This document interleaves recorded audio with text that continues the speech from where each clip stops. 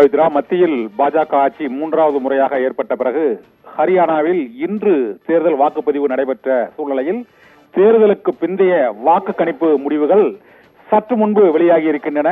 தேர்தலுக்கு பிந்தைய வாக்கு கணிப்பு முடிவுகள் எக்ஸிட் போல் என்று அழைக்கக்கூடிய வாக்காளர்களிடம் எடுக்கப்பட்ட அந்த தேர்தல் முடிவுகளில் முக்கிய திருப்பமாக ஹரியானா மாநிலத்தில் 10 ஆண்டுகளுக்கு பிறகு காங்கிரஸ் கட்சி ஆட்சியை கைப்பற்றுகிறது.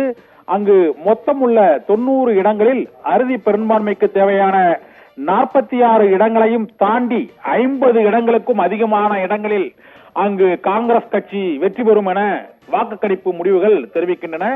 பல்வேறு ஊடகங்கள் எடுத்த தேர்தலுக்கு பிந்தைய வாக்கு கணிப்பு முடிவுகளில் காங்கிரஸ் கட்சிக்கு 57 60 இடங்கள் வரை மொத்தம் உள்ள 90 இடங்களில் வெற்றி கிடைக்கும் என்று அந்த வாக்கு கணிப்பு முடிவுகளில் தற்போது தெரிய வந்திருக்கிறது. இதனால் ஹரியானாவில் 10 ஆண்டுகளுக்கு பிறகு காங்கிரஸ் கட்சி மீண்டும் ஆட்சியை கைப்பற்றுகிறது என்ற தகவல் தேர்தலுக்கு பிந்தைய வாக்கு கணிப்பு முடிவுகளின் மூலமாக தெரிய வருகிறது.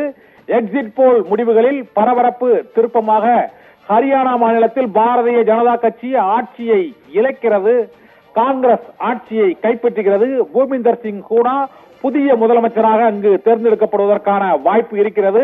ஹரியானா மாநிலத்தை பொறுத்தவரை மல்யுத்த வீராங்கனை வினேஷ் போகத் உள்ளிட்டோர் அங்கு காங்கிரஸ் கட்சியில் இணைந்ததும் தேர்தல் பிரச்சாரத்தின் கடைசி நாளன்று அசோக் தன்வார் உள்ளிட்ட எம்பிக்கள் கடைசி நேரத்தில் காங்கிரஸ் கட்சியில் இணைந்ததும் ஆன்டி இன்கம்பன்சி என்று அழைக்கப்படும் பாரதிய ஜனதாவுக்கு எதிரான மனநிலை இருக்கிறது. விவசாயிகள் போராட்டம் மற்றும் வேலை வாய்ப்பின்மை, அக்ரிபாத் உள்ளிட்ட பிரச்சனைகளால் அங்கு ஆன்டி இன்கம்பன்சி அதிகமாக இருக்கிறது என்று தேர்தல் பிரச்சாரத்தின் போது அங்கு மக்களிடையே ஏற்பட்ட அந்த கருத்து கணிப்பு முடிவுகளில் தெரிய வந்தது.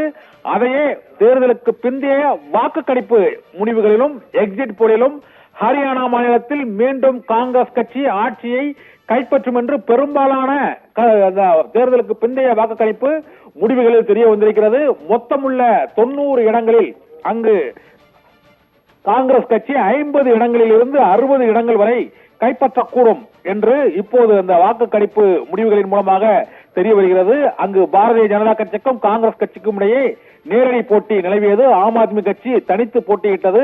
பகுஜன் சமாஜ் கட்சி மற்றும் இந்திய தேசிய லோக்தள கட்சி ஆகியவை தனியாக கூட்டணி அமைத்து போட்டியிட்டது.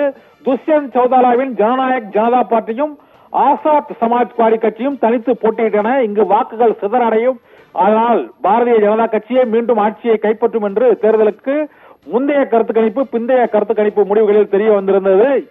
அந்த முடிவுகளை மாற்றும் வகையில் அறுதி பெரும்பான்மையோடு காங்கிரஸ் கட்சி மீண்டும் ஆட்சியை கைப்பற்றும் என்று இப்போது வாக்கு கணிப்பு முடிவுகள் வெளியாகி இருப்பதன் மூலமாக தெரிய வருகிறது.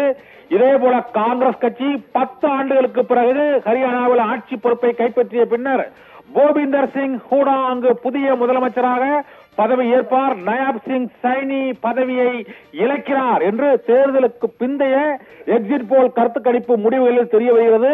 வாக்கு எண்ணிக்கை வரும் 8ஆம் தேதி நடைபெறுகிறது. பவித்ரா.